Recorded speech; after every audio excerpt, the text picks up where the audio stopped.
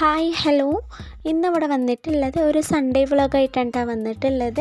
ഇതിൽ അടിപൊളിയായിട്ടുള്ള ഒരു ബീഫ് ബിരിയാണീൻ്റെ റെസിപ്പി കാണിക്കുന്നുണ്ട്. വളരെ എളുപ്പത്തിൽ റെഡിയാക്കാൻ പറ്റുന്ന ഈസി മെത്തേഡും കൂടി ഇതിൽ ഇൻക്ലൂഡ് ചെയ്തിട്ടുണ്ട്.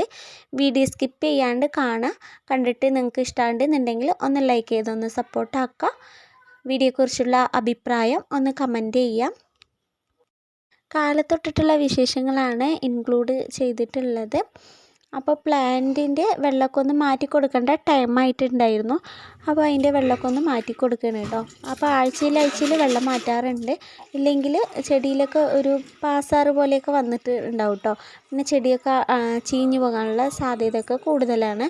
അപ്പോൾ നമ്മൾ വെള്ളത്തിൽ വെക്കുന്ന ചെടികളാകുമ്പോൾ കുറച്ചും കൂടി കൂടുതലായിട്ട് വളരാനും എല്ലാത്തിനും കൂടിയിട്ട് നമ്മൾ ആഴ്ചയിലെങ്കിലും ആ ചെടീൻ്റെ വെള്ളം ഒക്കെ ഒന്ന് ചേഞ്ച് ചെയ്ത് ചെടിയൊക്കെ നല്ലതുപോലെ കഴുകി വൃത്തിയാക്കണം കേട്ടോ. അങ്ങനെ അതവിടെ ചെടീൻ്റെ വെള്ളമൊക്കെ ഒന്ന് മാറ്റിയെടുത്തിട്ടുണ്ട്. ഇന്ന് ബ്രേക്ക്ഫാസ്റ്റിന് പുട്ടാണ് ഉണ്ടാക്കുന്നത്. ഇന്നലെ രാത്രി കടലക്കറി വെച്ചിട്ടുണ്ടായിരുന്നു കേട്ടോ. അപ്പോൾ അത് കുറച്ച് ഇരിപ്പുണ്ട്. അപ്പോൾ അത് വെച്ചിട്ട് അഡ്ജസ്റ്റ് ചെയ്യാൻ വേണ്ടിയിട്ട് കാലത്ത് പുട്ടുണ്ടാക്കാൻ വേണ്ടി നിന്നതായിരുന്നു. അങ്ങനെ അതവിടെ പുട്ടൊക്കെ ഒന്ന് ആവി വന്നുകൊണ്ടിരിക്കുന്നുണ്ട് കേട്ടോ. അങ്ങനെ ഇവിടെ പുട്ട് കാര്യങ്ങളൊക്കെ ആയിട്ടുണ്ട്. അപ്പം ഇനി ഫസ്റ്റത്തെ ആവി കയറ്റിയെടുത്ത് പുട്ടൊക്കെ റെഡിയാക്കിയിട്ടുണ്ട് കേട്ടോ. അപ്പം ഇനി കുട്ടികൾക്കൊക്കെ കഴിക്കാൻ കൊടുക്കുകയാണ്. അങ്ങനെ അതവിടെ ഓരോരോ ആവിയായിട്ട് ഇവിടെ കയറ്റിയെടുക്കുന്നുണ്ട്. അങ്ങനെ ഫുഡ് കഴിക്കലും കാര്യങ്ങളൊക്കെ കഴിഞ്ഞിട്ടുണ്ട്. ഇനി നമുക്ക് ലഞ്ചിന് വേണ്ടിയിട്ട് ബിരിയാണി ഉണ്ടാക്കാനായിട്ട് ഒരു കുക്കർ എടുത്തിട്ടുണ്ട്. അതിലേക്ക് കഴുകി വൃത്തിയാക്കിയിട്ടുള്ള ബീഫ് ഇട്ട് കൊടുക്കുക. അത്യാവശ്യം കുറച്ച് വലിപ്പമുള്ള ബീഫ് പീസാക്കിയിട്ടാണ് എടുത്തിട്ടുള്ളത്. ഇനി നമുക്ക് ഇതിലേക്ക് കുറച്ച് മസാല കാര്യങ്ങളൊക്കെ ഇട്ട് കൊടുക്കണം. നിങ്ങൾക്ക് കുക്കറിൽ വേണമെങ്കിൽ ഡയറക്റ്റായിട്ട് റൈസ് ഇട്ടിട്ട് ചെയ്തെടുക്കാവുന്നതേ ഉള്ളൂ കേട്ടോ. അപ്പോൾ നമുക്ക് ആദ്യം ബീഫിന് വേണ്ടിയിട്ടുള്ള മസാല റെഡിയാക്കണമല്ലോ. അതിന് വേണ്ടിയിട്ട് 1/2 ടീസ്പൂണ് മഞ്ഞൾപ്പൊടി, ഒരു 1/2 ടീസ്പൂണ് ഗരം മസാല, 1 ടീസ്പൂണ് കുരുമുളക് പൊടി, 1 ടീസ്പൂണ് മുളക് പൊടി, 1 ടീസ്പൂണ് മല്ലിപ്പൊടി, ആവശ്യത്തിനുള്ള ഉപ്പ്, ഒരു 1/4 കപ്പ് തൈര്, 2 ടീസ്പൂണ് ജിഞ്ചർ ഗാർലിക് പേസ്റ്റ്, പച്ചമുളക് ഉണ്ടെങ്കിൽ ക്രഷ് ചെയ്ത് ഇട്ട് കൊടുക്കുക. ആവശ്യത്തിനുള്ള ഉപ്പൊക്കെ ഇട്ടെടുത്ത് നല്ലതുപോലെ ഒന്ന് മിക്സാക്കി കൊടുക്കുക. ഇതൊക്കെ മിക്സ് ചെയ്തിട്ട് ഇരുന്നപ്പോഴാണ് തക്കാളി ഇടാൻ മറന്നുപോയത്. ഒരു തക്കാളി എടുത്തിട്ടുണ്ട്. ഈ വലിപ്പത്തിലുള്ള തക്കാളി ചെറുതാക്കി അരിഞ്ഞതും കൂടി ഇട്ട് കൊടുത്തിട്ട് നല്ലതുപോലെ മിക്സാക്കിയിട്ട് നമുക്കൊന്ന് 1 മണിക്കൂർ 2 മണിക്കൂറായിട്ട് റെസ്റ്റ് ചെയ്യാൻ വയ്ക്കുക. റെസ്റ്റ് ചെയ്യാൻ വെക്കാനുള്ള ടൈമില്ലെങ്കിൽ മാക്സിമം ഒരു 1 മണിക്കൂറെങ്കിലും വെക്കാൻ നോക്കാം കേട്ടോ. ആദ്യം നമ്മൾ ഈ സ്റ്റെപ്പ് ചെയ്യാൻ വേണ്ടിയിട്ട് പ്രത്യേകം ശ്രദ്ധിക്കുക.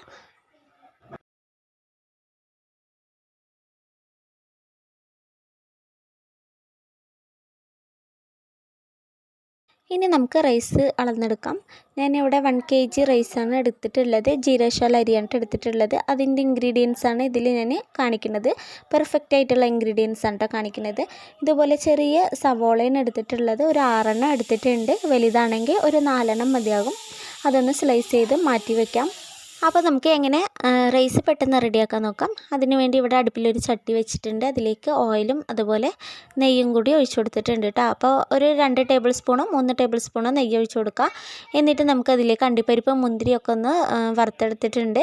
നമ്മൾ നേരത്തെ സ്ലൈസ് ചെയ്ത് വെച്ചിട്ടുള്ള സവോളൻ്റെ 1/4 ഭാഗത്തോളം ഇതിലേക്ക് ഇട്ട് കൊടുത്തിട്ടൊന്ന് ഫ്രൈ ചെയ്ത് മാറ്റാം. ഈ സ്റ്റെപ്പ് ചെയ്യുന്ന ടൈമിൽ നമ്മൾ അവിടെ ബീഫൊക്കെ ഒന്ന് വേവിച്ച് മാറ്റിയിട്ടുണ്ട് കേട്ടോ. ഇനി നമുക്ക് പട്ട, ഗ്രാമ്പൂ, ഏലക്ക എന്നിവ ഇട്ട് കൊടുക്കാം. അതിന് ശേഷം ഇട്ട് കൊടുക്കുന്നത് ഇനി നെയ്ച്ചോറിനുള്ള കാര്യങ്ങളാണ് നോക്കുന്നത്.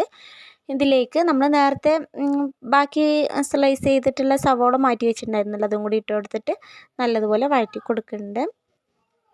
ഇതിലേക്ക് പച്ചമുളക് വേണമെങ്കിൽ ഇട്ട് കൊടുക്കാം കേട്ടോ. ഞാൻ പച്ചമുളക് ഇടാൻ മറന്നുപോയി. പിന്നെ ഞാൻ വെള്ളം ഒഴിച്ചതിന് ശേഷം ഇട്ടത്. നമ്മൾ 1 കപ്പ് അരിക്ക് 2 കപ്പ് വെള്ളമാണ് ഒഴിച്ചു കൊടുത്തിട്ടുള്ളത്.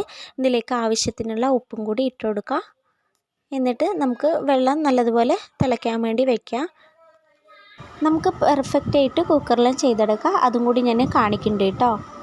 എന്നിട്ട് ഇതവിടെ വെള്ളമൊക്കെ ഒന്ന് തിളച്ച് വന്നപ്പോൾ അരിയൊക്കെ ഒന്ന് ഇട്ട് കൊടുത്തിട്ടുണ്ട് കേട്ടോ. സോക്ക് ചെയ്ത് ഡ്രൈ ആക്കി വെച്ചിട്ടുള്ള അരിയാണ്. അതും കൂടി ഇട്ട് കൊടുത്തിട്ട് നമുക്ക് നല്ലതുപോലെ ഒന്ന് തിളപ്പിച്ച് ഒന്ന് തിളച്ചതിന് ശേഷം ഒന്ന് സിമ്മാക്കി വെക്കാം കേട്ടോ. തീ കുറച്ച് വെച്ച് കൊടുത്ത് വെച്ചാൽ നമുക്ക് നല്ല പെർഫെക്റ്റായിട്ട് വെന്ത് കിട്ടും. അതവിടെ ബീഫൊക്കെ നല്ലതുപോലെ വെന്ത് എയറൊക്കെ പോയിട്ടുണ്ട്. ഇനി നമുക്ക് ഇതിൽ ചേർക്കാനുള്ളത് നേരത്തെ ഫ്രൈ ചെയ്ത് വെച്ചിട്ടുള്ള സവോളൻ്റെ ഒരു 1/4 ഭാഗം ഇതിലോട്ട് ഇട്ട് കൊടുക്കുക. എന്നിട്ട് നല്ലതുപോലെ ഒന്ന് തിളപ്പിച്ച് കൊടുക്കുക. കുക്കറിൽ ചെയ്യണമെന്നുണ്ടെങ്കിൽ നിങ്ങൾ ഇതുപോലെ റൈസ് വേവിച്ചെടുത്തതിന് ശേഷം ദമ്മിടാനായിട്ട് പോണ ടൈമിൽ ഇതുപോലെ ഇത്തിരി ഗ്രേവിയോടെ വയ്ക്കുക. എന്നിട്ട് കുക്കറിൽ റൈസ് ഇട്ട് കൊടുക്കുക. ബാക്കിയുള്ള സ്റ്റെപ്പൊക്കെ നമുക്ക് ദമ്മിടുന്ന ടൈമിൽ കാണിച്ചു തരാം. അതുപോലെ ചെയ്താൽ മതി. എന്നിട്ട് കുക്കർ ഒന്ന് ലോ ഫ്ലെയിമിൽ വെച്ചിട്ട് ഒരു 10 മിനിറ്റ് ലോ ഫ്ലെയിമിൽ വെച്ചാൽ മതിയാവും കേട്ടോ. അപ്പോൾ നമുക്ക് നല്ല പെർഫെക്റ്റ് ആയിട്ട് തന്നെ കുക്കറിൽ നമുക്ക് ബിരിയാണി റെഡിയാക്കാൻ പറ്റും. ഇപ്പോൾ ഇക്കാക്ക് ഇവിടെ പുറത്തത്തെ അടുപ്പിൽ വെക്കണം പറഞ്ഞപ്പോൾ അങ്ങനെ വെക്കുകയാണ് കേട്ടോ. ഞാൻ കുക്കറിൽ വെക്കാനാണ് പ്ലാൻ ചെയ്തത്.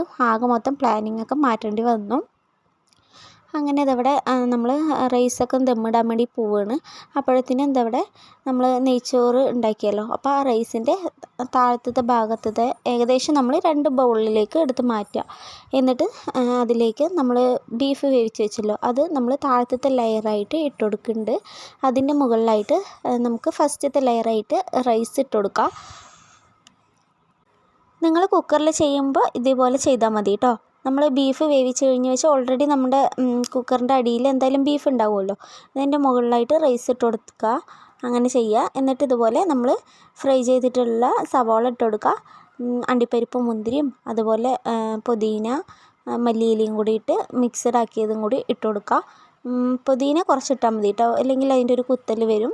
അപ്പോൾ അതും കൂടി ഇട്ട് കൊടുത്തിട്ടുണ്ട്. ഇനി നമുക്ക് സെക്കൻഡായിട്ട് നമുക്ക് 2 ബൗളിലായിട്ടല്ലേ മാറ്റിയത് റൈസ്, അത് 3rd ലെയറായിട്ട് നമുക്കിതുപോലെ ഇട്ട് കൊടുക്കാം. എന്നിട്ട് നേരത്തെ ചെയ്തതുപോലെ തന്നെ നമ്മൾ സവോള ഫ്രൈ ചെയ്തതും അതുപോലെ അണ്ടിപ്പരിപ്പ് മുന്തിരിയും അതുപോലെ മല്ലിയിലയും എല്ലാം കൂടി ഇട്ട് കൊടുക്കുക. എന്നിട്ട് നമുക്ക് ദമ്മിട്ട് കൊടുക്കുക കേട്ടോ.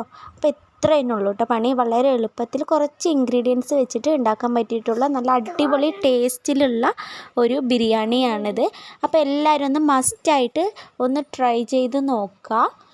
എന്നിട്ട് ഫീഡ്ബാക്ക് അറിയിക്കുക കേട്ടോ. ഫസ്റ്റ് ടൈമാണ് കേട്ടോ. ഫസ്റ്റ് ടൈം പാളിപ്പോകുമെന്നൊക്കെ പ്രതീക്ഷിച്ചു. ഇല്ല കേട്ടോ, നല്ല പെർഫെക്റ്റായിട്ട് കിട്ടിയിട്ടുണ്ട്. ഇവിടെ കുട്ടികളൊന്നും ബീഫ് അങ്ങനെയൊന്നും കഴിക്കാറില്ല കേട്ടോ. പിന്നെ അവർക്ക് നെയ്ച്ചോറ് വേണം പറഞ്ഞപ്പോൾ അങ്ങനെ ട്രൈ ചെയ്ത് നോക്കിയതാണ്.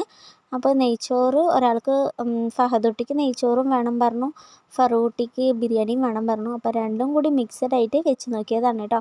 അപ്പോൾ ഇതെങ്ങനെ സെർവ് ചെയ്യണം എന്ന് മാത്രം എനിക്കറിയില്ല. അപ്പോൾ നമുക്ക് അറിയുന്ന പോലെ സെർവ് ചെയ്യാം. അപ്പോൾ ആദ്യം നമ്മൾ ഇതിൻ്റെ മുകളിലുള്ള റൈസ് കംപ്ലീറ്റ് ആയിട്ട് എടുക്കുന്നുണ്ട്, ഒരു ബൗളിലേക്ക് മാറ്റുക.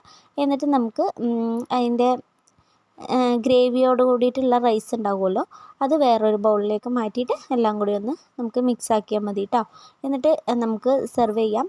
ആകെ മൊത്തം നമ്മുടെ ബിരിയാണി ചെമ്പിൽ നിന്നുള്ള പുക അടിച്ചിട്ട് നമ്മുടെ ക്യാമറയിൽ മൊത്തം അടിച്ചിട്ട് ഒന്നും കാണുന്നുണ്ടായിരുന്നില്ല കേട്ടോ. അപ്പോൾ അതുകൊണ്ട് ഞാൻ പകുതിയിൽ നിന്ന് തന്നെ സ്റ്റോപ്പാക്കിയിട്ടുണ്ടായിരുന്നു. എന്നിട്ട് ഫുഡ് കഴിക്കലും കാര്യങ്ങളൊക്കെ കഴിഞ്ഞിട്ടാണ് പിന്നെ ഷൂട്ട് ചെയ്തിട്ടുണ്ടായിരുന്നത്. പിന്നെ സാലഡ് ഉണ്ടാക്കിയിട്ടുണ്ടായിരുന്നു. ഫുഡ് കഴിക്കലും കാര്യങ്ങളൊക്കെ കഴിഞ്ഞതിന് ശേഷമാണ് ഷൂട്ട് ചെയ്യാൻ വിട്ടുപോയത് ഓർമ്മ വന്നത്. അങ്ങനെ ഇതാ അവിടെ ബാക്കിയെല്ലാം കൂടി ഞാൻ അങ്ങനെ ഷൂട്ട് ചെയ്തിട്ടുണ്ട്. അപ്പോൾ ഇന്നത്തെ വിശേഷം ഇത്രേ തന്നെയുള്ളൂ. വീഡിയോ ഇഷ്ടമായി എന്ന് പ്രതീക്ഷിക്കുന്നു. അപ്പോൾ ഇഷ്ടമായിട്ടുണ്ട് എന്നുണ്ടെങ്കിൽ ഒന്ന് ലൈക്ക് ചെയ്യാനും ഷെയർ ചെയ്യാനും കമൻറ്റ് ചെയ്യാനും മറക്കണ്ട. ആദ്യമായിട്ട് കാണുന്ന കൂട്ടുകാർ നമ്മുടെ ചാനലൊന്ന് സബ്സ്ക്രൈബ് ചെയ്തൊന്ന് സപ്പോർട്ടാക്കുക. ഇൻഷാ അല്ലാഹ് പുതിയ പുതിയ വീഡിയോസും വ്ളോഗുകളൊക്കെ ആയിട്ട് വീണ്ടും കാണാം. Thanks for watching. അസ്സലാമു അലൈക്കും.